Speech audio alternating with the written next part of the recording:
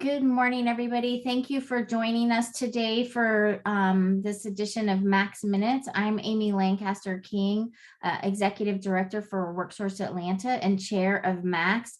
I'm excited to be with you this morning. I've been through a transition and so excited to be back with the Max family today and hosting you this morning.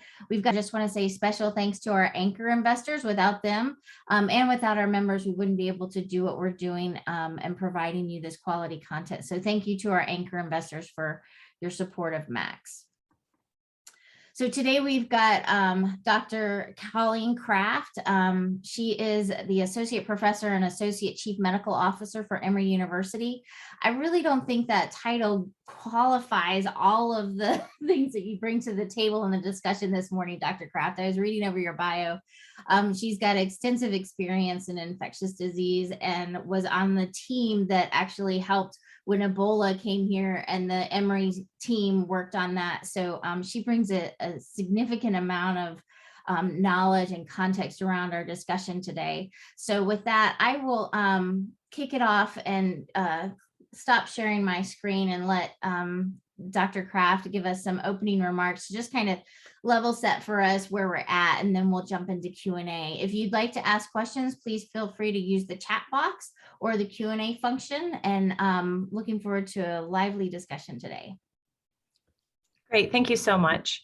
And really what has ended up happening the best for me is that I will give you a few remarks and a few summary of where we are today.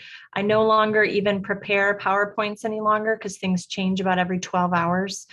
So there's a lot to talk about today. I don't know where everybody is, so I'll try to give you a complete overview as best as I can in a few minutes. I am very passionate about talking to the public or anybody that wants to engage in a discussion about these topics. I don't think everybody gets the lovely perspective of what I see, which is an entire hospital that's completely maxed out with very tired healthcare workers and very sick patients. And so that is my perspective. It's been my perspective for the last year and a half. I realize it's not the global perspective or the public perspective per se. And believe me, I have come across and talked to all gamuts and all spectrum of people. So there's not a question today that's going to be something that will hurt my feelings or bother me. So I'd rather just get it out and let's talk about it and kind of figure out what we have to work through. So the bottom line is that we are still in a global pandemic. Where we're finding ourselves today is what I think is basically we are reliving August 2020 again. We have the same number of patients in our hospital. In fact, some of them are sicker than they were last year at this time. We have a vaccinated population, but it's not highly vaccinated. And so even though we have this weaponry and this protection against this virus, there's not a lot of uptake in the public to get a vaccine. I have spoken to people of all ethnicities here in this hospital. We've been talking through hesitancy and all that kind of stuff, and I'm happy to answer those types of questions.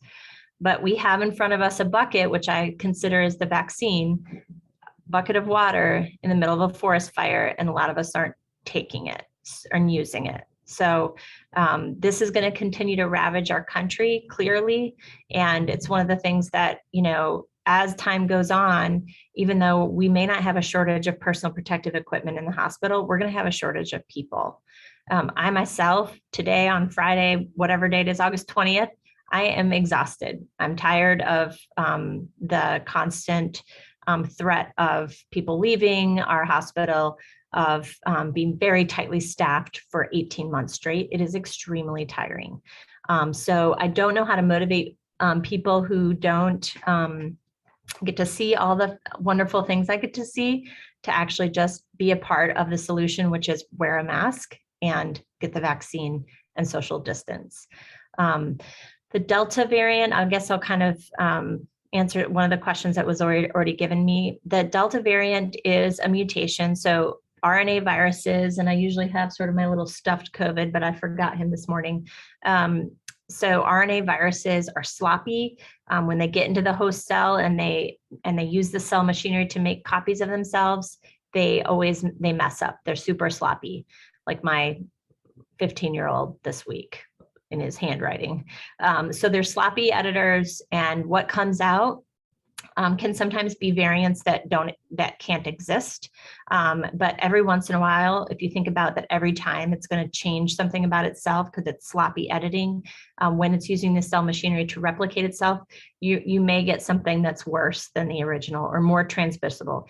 The virus doesn't know that it's doing this or that it's trying to do this, but we just see it clinically. So the Delta variant, or if that's what you want to hear it called, people have lots of other names for it. Like Delta in Atlanta doesn't like it being called Delta variant. But it's the fourth main variant. That's why it's a Delta. It has the ability to transmit better, quicker, and it's also tends to be, we think, causing worse illness in children.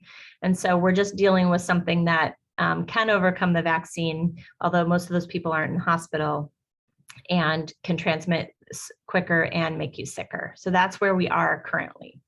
Now, do we have another one around the corner? I don't know. I'm kind of stuck on today, trying to make sure we get through today in this hospital. So I think that's the perspective I wanted to give you. So I'm happy we can start with questions now, Amy, if that works for you.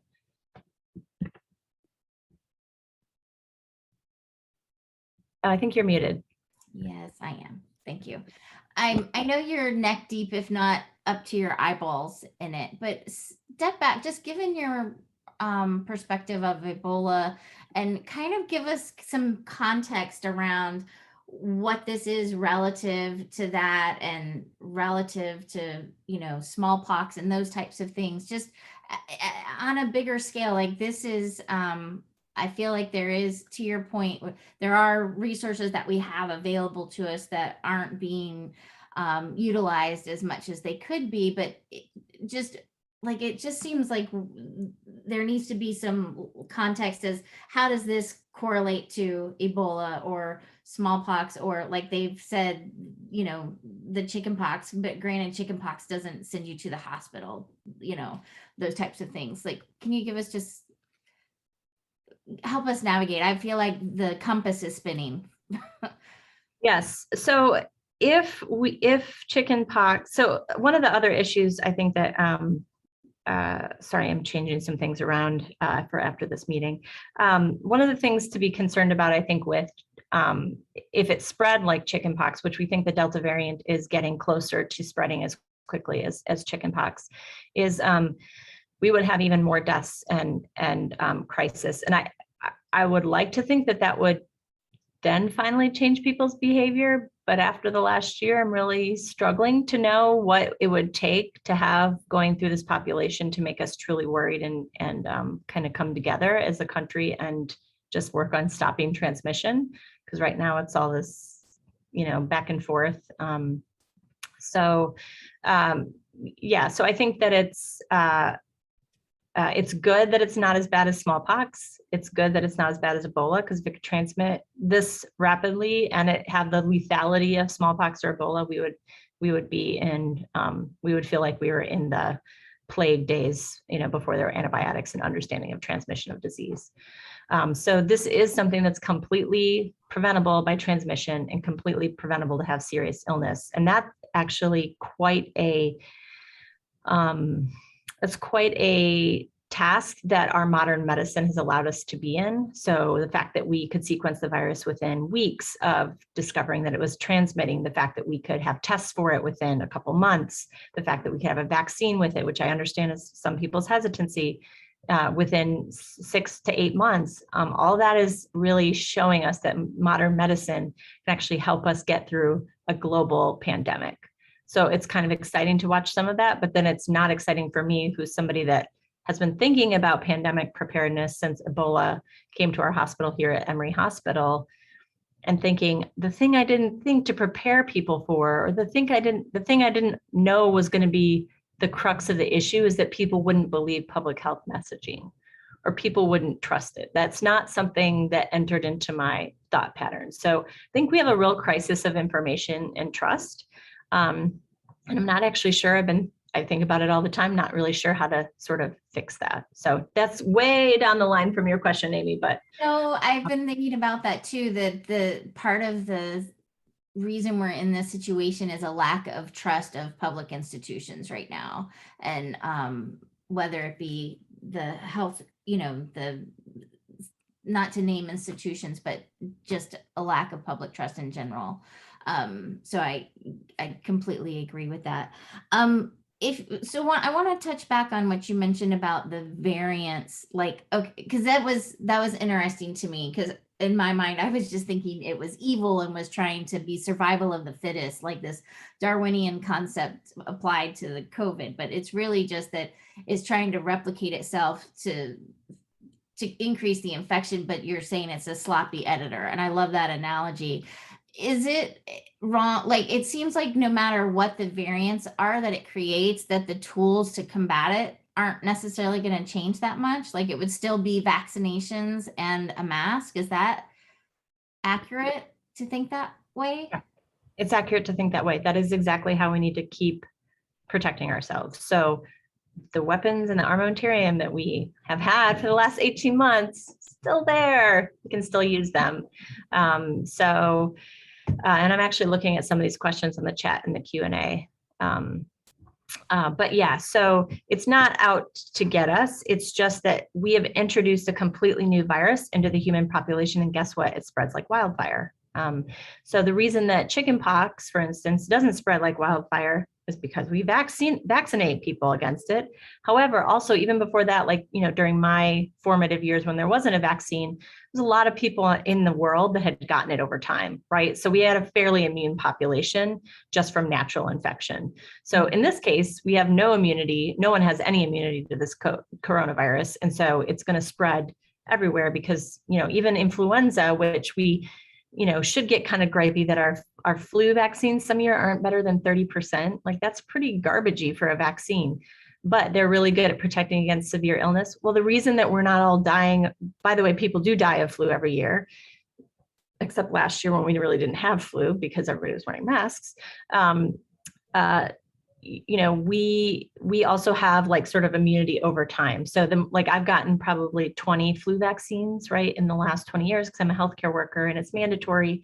And so I have quite a bit of immunity to influenza over time. So even if it changes, I have sort of a built-in kind of bank of antibodies that are going to help me fight it.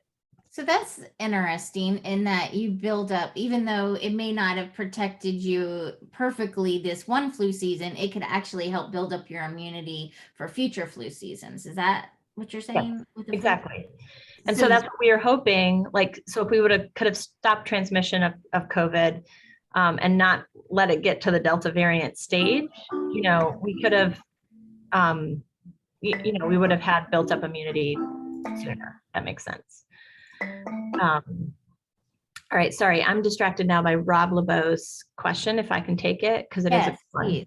Okay, so Rob is saying, since it's now suggested we get a booster shot 6 months after the original vaccination, does this imply that we are less protected after 5 months from the original shot and should take greater precautions? So I think right now, the way that the Delta variant is behaving and what we're seeing in the hospital, because we do have some vaccinated people that are sick enough to be in the hospital, you should definitely pretend like it is August 2020 and take the same precautions that you were taking then, even if you're vaccinated.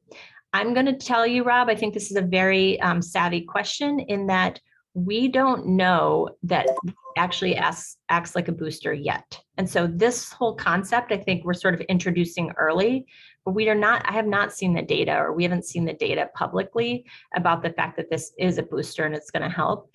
So what we're thinking about, at least in the healthcare setting, is that people that are very immunosuppressed and really could die if they got COVID, even if they're vaccinated, but may not have the best immune system. So they might be taking chemotherapy, they might have an organ transplant.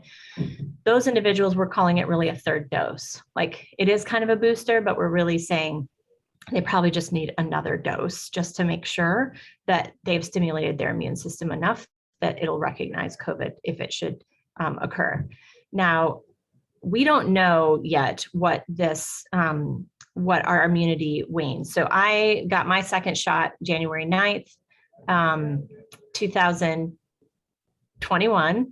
And so I'm about 8 months away from my second dose. And so I would say that I'm taking all the precautions as though I was a year ago, and I'm kind of waiting to see what the data is before I take a booster shot, because I'm not sure, we don't know yet if that's like useful during Delta variant or not. So for super sick people, for super high risk people, we definitely think they should get a third dose.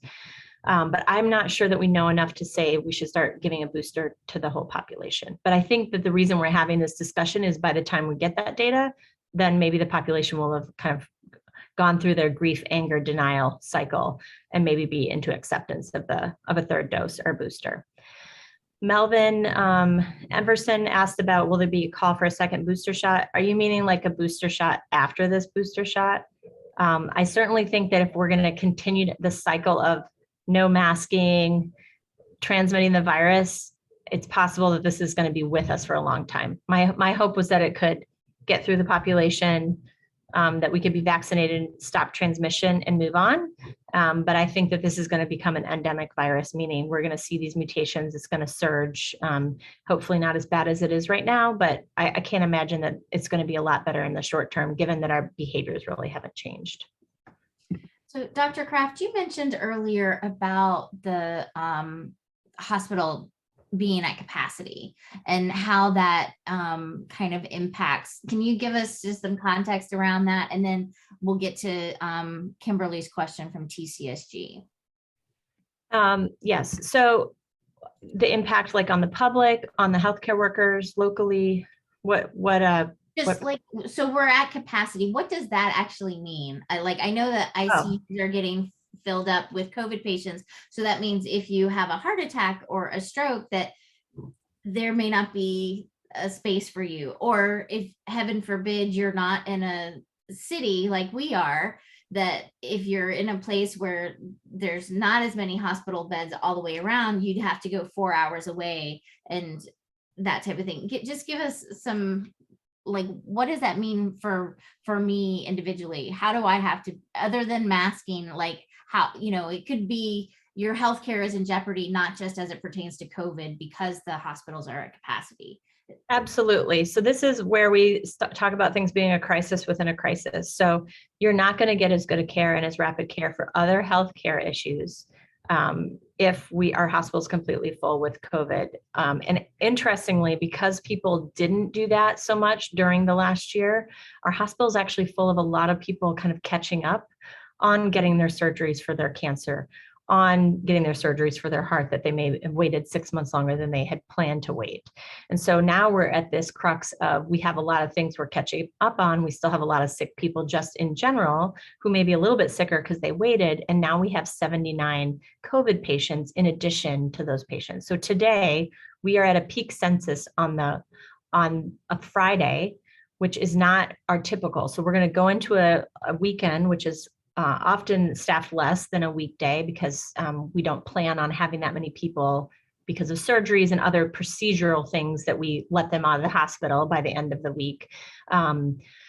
We're really, I'm just concerned about like if you get really sick in Columbus, Georgia, for instance, I can't get you here to help you here. So if you get so sick that the hospitals in that region are beyond able to take care of you, like Emory University Hospital at Clifton offers some life-saving measures that aren't offered at every hospital in this metro area or in the state. You can't get a higher level of care. If you have something that happens to you that your hospital can't provide and you need to come here, like if you have a brain tumor or you have a brain bleed, you may be ending up at a place that you would not have preferred to get cared for some of those emergencies. So it is a problem for people seeking care for other conditions during the time of a pandemic. Just as simple as like staffing. I mean, I personally passed out breakfast trays yesterday on our COVID unit. We just need a lot of help. So I appreciated Kimberly's offer, because we are actually working on trying to get med students and nursing students to just be staff extenders, to do very simple clerical things, but we just need people to kind of help our staff not feel so run down. Because, we have nurses doing food and services. We have nursing doing sometimes environmental cleaning. So we we can't do this indefinitely.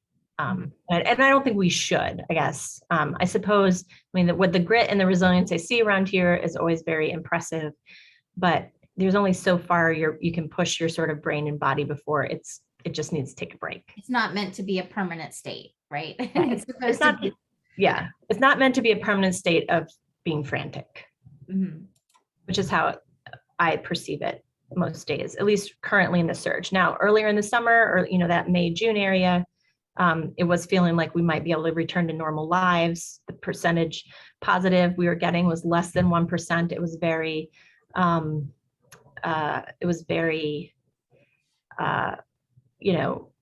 sorry, I'm getting distracted by things that are being sent to me urgently, but it was very not worrisome to be in the public, not worrisome to not be wearing a mask, maybe outside and elsewhere, or eating in a restaurant. I ate in a restaurant in June. But it just changes a lot. Now we're at like 20% positivity rate. So 1 in 5 people who has a symptom that comes from our emergency department, or 1 in 5 people in general that are tested have COVID right now. So it's just, we're almost worse than August 2020. And probably the only thing that keeps us from being even worse is those that are vaccinated. And I've heard, we've got lots of questions on boosters, and I'll get there in 1 second. But one thing I read is that the rate at which we're rising is faster than we were in August 2020. Is that because of this Delta variant is so transmissible? So even like right now we're even, but the fact is we're going up at a higher speed. Okay. Right. So it's like a total virologic or biologic scenario that we're in. So we have something that transmits easier. It's making people sicker. So thankfully, a lot of our vulnerable patients are being protected with the vaccine, or at least not getting a severe illness, but that doesn't protect, the unvaccinated are now getting sick. And those that are vaccinated can also get sick. So but it's not to the same degree. So for the boosters, Faye had a question, like if you got the Pfizer the first time, should you switch to Moderna, or should you switch to Johnson & Johnson? Like, should we mix it up? Does that increase our overall? So Faye, that's some really great immunology thinking on your part. You're in rank with a lot of people that know a lot about these vaccines. So I appreciate the question. I think it's best to get, if you really want it to be a booster, it's best to get the same vaccine again.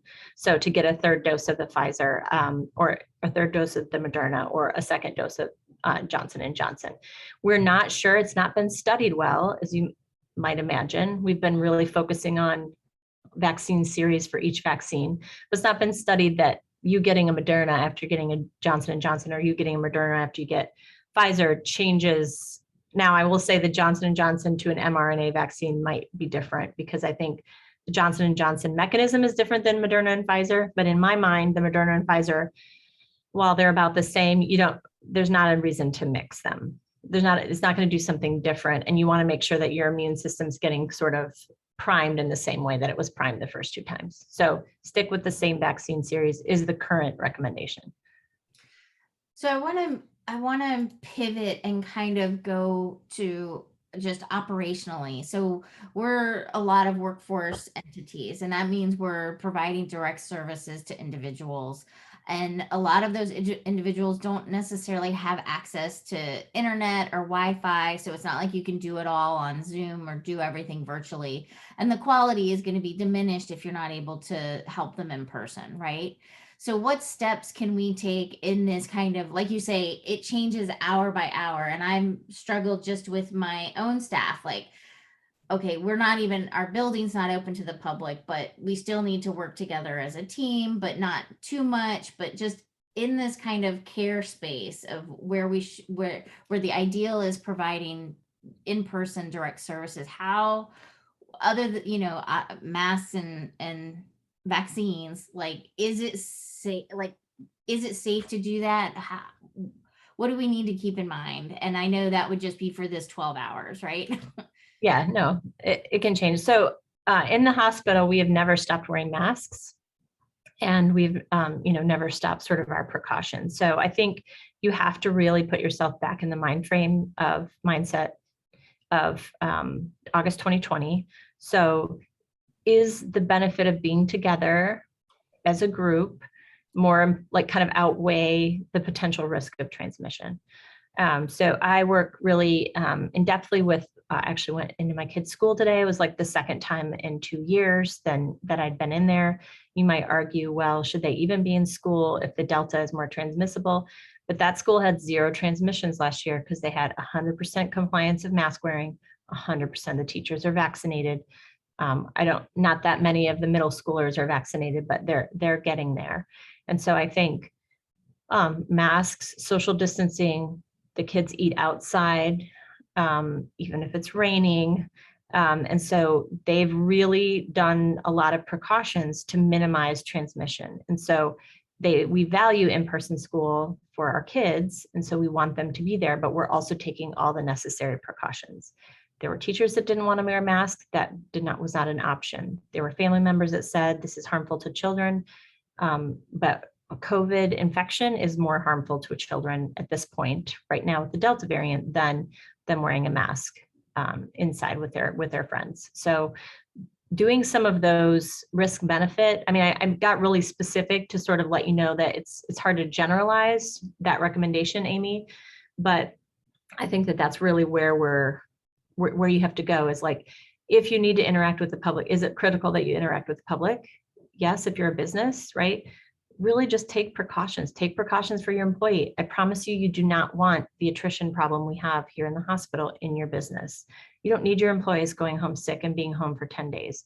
You don't need them to get their loved ones sick and have to care for them, or their loved ones pass away, or their loved ones have to be in the hospital. So it's just sort of like, how can I take care of my people, make sure that we can still do the work that we need to do, and then let's also like sort of assess the work that we need to do. I did want to respond to Troy's question, if I could. Yes. Mm-hmm. So talking about booster shots and taking another shot. So the Johnson & Johnson 6 months ago, will it be wise or safe to take the shot from another company or brand? So that is a little bit different recommendation than I was saying from the Pfizer and Moderna, which I kind of consider roughly equal in my mind in terms of efficacy, but then also their mechanism. J&J, we know, is less effective because of the way it's delivered in our bodies. So it's delivered through another virus infection called adenovirus. For people like me, I've actually received an Ebola vaccine that had adenovirus vector. And so my body is going to fight off that vector before it even delivers the spike protein to my cells. So some people that have already had adenovirus infection, those are the people that don't do well with the J&J, but we don't test people for that per se, and we don't really know what the surrogate is for that. So there has been continued talk about people starting, so not even saying it's a booster or anything, but if you've had J&J, if they're not going to do a booster with the J&J, that you then go ahead and get the mRNA from Moderna or Pfizer series. This is not a widespread recommendation. I'm just kind of telling you as somebody that's thought about this, that's been asked by Delta about this, et cetera. For you to, kind of just think about, how that would work. Thank you for going back. I thought that was kind of captured in your earlier response, but this is very, very technical. And so thank you for making sure Troy got his question answered. For vaccines, since they're not yet available to children under 12, when do you think this might change? And is our best, I mean, it all comes back to masks and vaccines. I loved your comment about COVID is more harmful than wearing a mask. So it doesn't negate their argument that masks are harmful, right? For those that don't want to wear a mask, but just that, okay, it's the what's more harmful, right? But when do you think vaccines will be available for children under 12? Yeah, so I think a lot of us were hoping by now. I actually have my 11-year-old is enrolled in a vaccine study where he either got the placebo or the real vaccine last week. He's really excited that he has a CLIN card that he's earning money on. So I don't know. I didn't realize that was going to be such a big deal for this guy, but he really likes that he's earning money being a research subject. I have not coerced this child, don't worry. So my child is actually helping provide the data for vaccinations in children. So I think if the study that he's in is part of the data that is actually being, used to make the decision, then we probably have, we're probably looking at the beginning of 2022. Wow. Okay. That seems like a very long way. It does seem like a long way. I think we have miles to go before we sleep. And then to your point earlier, it's just, again, masks, those that can be vaccinated that are around children, vaccinate, so to help provide as much protection for those children. And then social distancing. So as we look to the fall and with the weather getting cooler, what trends are you watching to see how the virus might continue to evolve? And then just kind of at a very high level, like, we'll go there and then I'll ask the next question separately. So yeah, so I'm not a predictive epidemiologist, I'll have to say, but I will say that I've become, unfortunately, more of a worst case scenario person. And so I'm just really worried that this surge that we're in is like going to just last until December. I mean, that's sort of how it feels. I'm sure that it won't. It should go down, but I'm not sure that people are actually like taking precautions. I mean, I know more people now that have COVID than I did like in the last year. And so part of it is that people are fatigued, understandably, that people want to go back to not having to wear masks and not having to worry about it. I totally get that. But I think that, the virus is going to persist whether or not we are in acceptance of it or not. And so I think just, again, trying to get our mindset back into the fact that, like, I just touched my eye, so I'm going to hand sanitize. Like, I should not be touching my face. So it's really getting back in that idea of, we have the ability to control what's going on right now. And we have the ability through our relationships to help people get vaccinated. And we have the ability to make decisions that keep our people safe, regardless of if it's popular or politically correct or anything like that. So I think I'm worried that this is going to be prolonged if we're not going to just, partly because of kids going into school and there being such a need for people being in person. I mean, my oldest is in high school. I get an email every day that someone has COVID in that high school. Of course they do. Like, we just came off of summer, and now at least they're masked at our high school, which I am very appreciative of. But this isn't gonna like magically disappear now that we have everybody more in person with each other. So I'm not advocating that like the kids all get virtual again. Like, I think we need to figure out how to like do our lives and wear masks. I mean, we're Americans. We can figure out, like, is this the best mask for me? Is a different mask better for me? Just like put it over your nose and mouth so that you're not breathing your cooties on everybody. That's sort of the basics to me.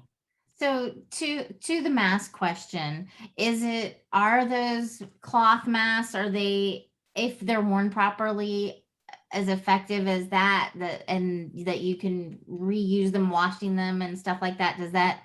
Or do we all need N95 masks? So I don't think we can say we all need N95 masks when people can't even wear like a regular mask. So if you can contain your things that you project from your mouth when you're speaking and what you project from your nose when you sneeze and what you project from your mouth when you cough, that is at least a start. If we could all do that, that would stop transmission. So we actually are doing a study with cloth masks to see if they're less effective or not. We actually have like a cough simulator. So it's like kind of like a fake pair of lungs. And we put a head form on it, then we put a mask over it. Oh, actually so this is one of the head forms we use. So you can see like it'll cough something out. And so we can contaminate it or see how far like that goes. Sorry, his head is like sliced because that's how it gets made, 3D printing. So we actually call the machine Gene Hackman because he's, so, sorry, trying to introduce a little levity. I was actually wondering, I was like, there's got to be a name for him. So oh yeah, you can't have something that like coughs and has a head and weird face to not have a name. So yeah, his name's Gene Hackman. So we haven't told the real Gene Hackman that that's his name, but I'm sure he wouldn't mind. So basically, cloth masks will work if they're, most cloth masks that we're wearing are a couple layers. So as many layers as you can get over your mouth that you feel comfortable with is great. Remember that if no one else is wearing a mask and you're wearing a mask, that mask is not that helpful to you unless it's better than a cloth mask. So cloth masks are really great if everyone's wearing a mask. When you start to have no one wearing a mask around you, you need to start getting more filtering masks like procedure masks or N95s. So for instance, I was at a meeting last week and I didn't realize that no one would be wearing masks, and I double masked because I just had, I think, a sixth sense when I got there, like, let me make sure that I may not be the only one that's masked. Well, I was one of few that wear masks. I only spoke on stage for like a little bit so then I could leave.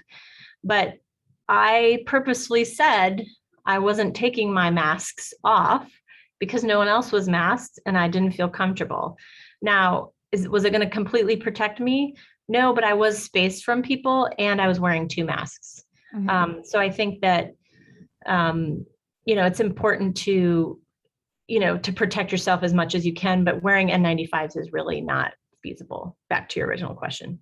I hope I'm being helpful. I feel like I'm saying no, any mask is better than no mask. And yes. So that's Everybody wearing something is better than people wearing nothing. yes, that's the piece. So there's a question. Joy's got a good question as event planners, because we are an association, and I will tell you, we're trying to plan our annual meeting in December. And, we started this back at the beginning of the year. Okay, virtual. Okay, no in person, no hybrid. Now it's like, so what is the suggestion for, is it like avoid hosting in-person events for the remainder of the year, or just make it mask required for entrance? Or yeah, so it depends on how little you want to transmit the virus in this thing, right? So I would always prefer that things that I organize are not super spreader events. I have a colleague that's taking a trip to see like electronic medical record system in Wisconsin. He's required, before he goes there, they'll be masked the entire time. He's required to show proof of vaccination. So I don't think it's necessary to get to the point where we have to show proof of vaccination if everyone could just wear a mask. Then it doesn't matter. If everyone's wearing a mask and no one has symptoms, then it's okay if some people are not vaccinated because everyone's still protected. But if we can't have that complete uptake, then I would really think about how important that get together is. Right. So if somebody, doesn't do well and dies because of that get together, that's not going to work. Yeah. So another question about the vaccines. Do you know where we are on the FDA approval of vaccines, and what is that critical to progress, or getting vaccinated? We know the efficacy is there, whether or not they've got full approval. Right. There's probably been nothing that's studied more than these vaccines prior to FDA approval, like in the history of mankind. So I don't think that there's any concern about them, even though they haven't been FDA approved. Sorry, I keep getting like distracted, and I'm trying to put my distracting things away. The FDA approval, in theory, is supposed to be within the next couple of weeks. I do think that will be a frame shift for some people. There are some people that are completely unwilling to get it unless it's FDA approved, and I think that's their choice, and that's fine. I can't force people to do this, but I think that it will be a frame shift for some people and will help them want to accept the vaccine better. But really, Lavaska, to your point, these things have been tested and observed so much resources have gone into this that we know that these are safe and efficacious. So I think, but some people really need that stamp of the FDA. And that's so it seems like the concern is just the timeline of getting these things ready. It doesn't mean, it's just like, okay, we normally have a more bureaucratic process, and I don't mean that in a negative way, but that the process is just stretched out as part of the bureaucracy. But because it's a national emergency, we were able to condense the process, but somehow like all the steps had been taken, like they didn't skip any steps, right? Like that. Correct. So it's like, okay, this is how the government is actually responding properly to do this. So there needs to be that component, and hopefully we can help convey that all the steps have still been done. No steps have been skipped. It's just, it could be done faster, as with a lot of things, but. Well, right. So, I mean, it's real basic for me, where I think if you throw a lot of money and resources to a problem, like, you can make it be fixed faster, right? Like, this vaccine technology had been dormant and been used for like 20 years, but nobody cares about coronaviruses. I mean, Ralph Barrick, I actually know the guy that developed, because I've met him at various pandemic preparedness places, but coronaviruses are not sexy. So in the United States, our money follows the interest of scientists and the public and, leaders. And so something that's a common cold that you're developing a vaccine for, nobody is going to give you a lot of money to do that. They don't care. Like, yeah, there's like, you could say, oh, people don't go to work because they have the common cold. Fine. Like, that's not a compelling reason. Now, keeping people out of the hospital, trying to keep businesses in our capitalistic market going, people will throw money to make that continue to happen. And that's what happened. So we've had all these technologies, they've just not been invested in. So we invested in them this year. And that's why we are where we are. But I think, like, you could follow the money and say, we put a ton of resources into getting this vaccine done quickly. And that's why it got done quickly. It's not because we couldn't do that with all vaccines now. It's just that nobody's that motivated or willing to put that much money into it to get it done. Mm-hmm. So give me you said before you're more of the pessimistic view. Give me your. Try not to be. Well, no, I mean, I'm going to let you do both sides. So like in 6 months, give me your best case scenario and your worst case scenario of where we'll be. Yeah, I mean, my worst case scenario is that this surge doesn't go back down to where we were in the beginning of the summer, and we just have a fairly constant stream. And it may not be at the peak that we're at right now, but we actually have quite a few people in the hospital. And then now we're getting into the time of year. See, to me, it's still all about money. The time of year where everybody's trying to get their elective procedures done so they can meet their deductibles, or they don't have to, or they've met their deductibles and now they want to get their elective surgeries because it's not going to cost as much. So there's all these things, these kind of like competing priorities now in the healthcare system that happens when we go into these winter months. So we have people going indoors. We have people wanting to be like in the hospital because of getting other viruses besides COVID, which again, maybe we'll have a light flu season again this year, which would be merciful. But, so we have kids inside, adults inside, a variant that can break through infection for vaccinated individuals. And, I just think it's a bit of a recipe for continuing what's happening right now. The best case, so that's my worst case scenario. And my worst case scenario is that I am so tired, I cannot keep working. So that's also my worst case scenario.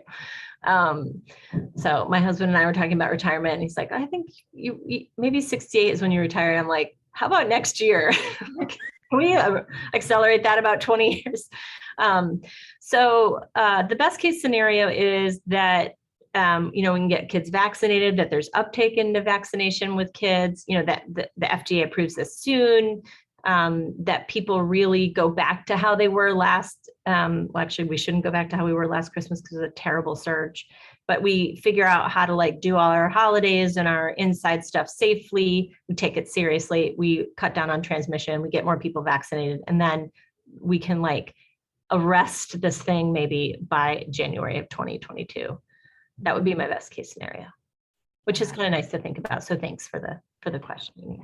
I'll let us close out on that. Did you have any final? Thank you. I just want to say thank you. You have been so gracious and wonderful comments, Melvin. Just your clarity and everything around this, and making it for lay people really so understandable. That has been helpful. I've got some key points here to help in my conversations because yes, I talk with people all the time about, are you vaccinated? Why aren't you vaccinated? Good. That But you type got of to thing. leverage those relationships. Like, Yes.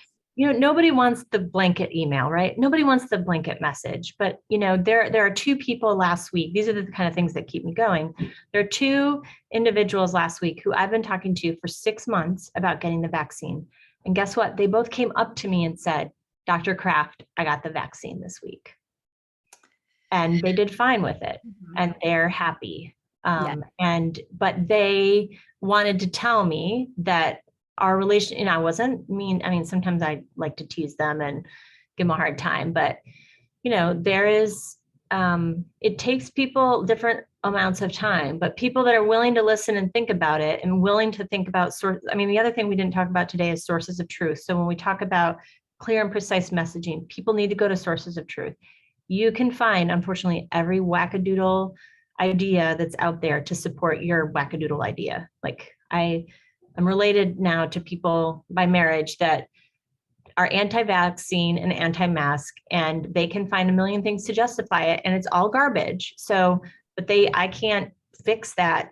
I can't fix that flawed thinking. And I mean, I'm sure I have flawed thinking too. It's not a right or a wrong, but to me, it's about safety and people not dying and healthcare workers not being burned out. So, yeah. So I actually, Faye, I'm not that bummed if people have to have a monetary incentive to get the vaccine. Like, I want people to get the vaccine for any reason.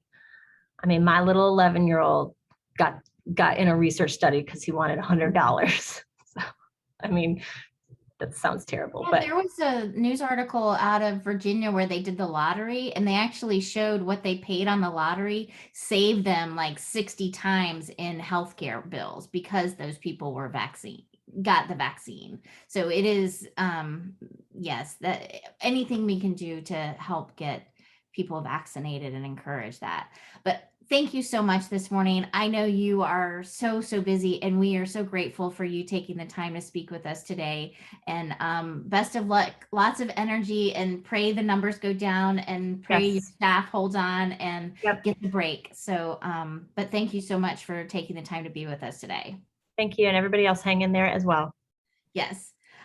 For everybody else, we've got just a few announcements for Max. If I can pull up my screen.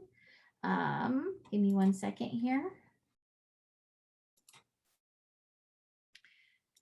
You'd think that this late in the world of Zoom, I would be able to get everything up and running. I feel like I need that weatherman training so that I can just go straight into and have everything on cue.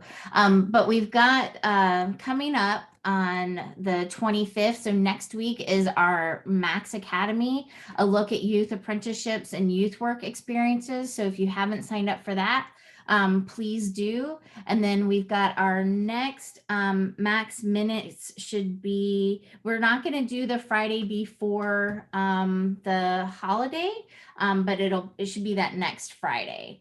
And then I know we've got we've got a couple other questions. Okay, awesome. I'm glad that you all enjoyed the discussion, and I hope that everyone has a safe and wonderful weekend. And please get vaccinated and wear your masks so that we can get out of this sooner than later. Thank you, everybody. Have a wonderful weekend, and we'll see you next time.